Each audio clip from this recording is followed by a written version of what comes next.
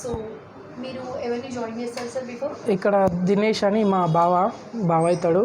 So అతనికి English చదవడం కానీ రాయడం కానీ రాకపోతుండే. ఇప్పుడు well educated, well reading and well skills also he learned from let's talk institutions. So he knows everything now in English. ఇది చాలా మంచి ఇన్స్టిట్యూషన్గా పేరు పొందింది అండ్ బయట కూడా చాలా మంచి పేరుగా మాట్లాడుకుంటారు లెట్స్ టాక్ ఇన్స్టిట్యూషన్ గురించి. అలాగే ఇంకొంత పిల్లలకు నేర్పిస్తూ ముందుకు సాగాలని నా కోరిక.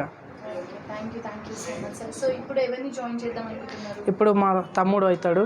సో ఇప్పుడు is going to 8th standard.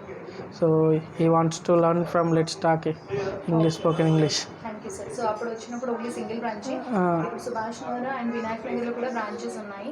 So as we are very expecting that ఇలాంటి వాళ్ళకి చదువు అనేది ఫుల్ స్టాప్ అవ్వద్దు.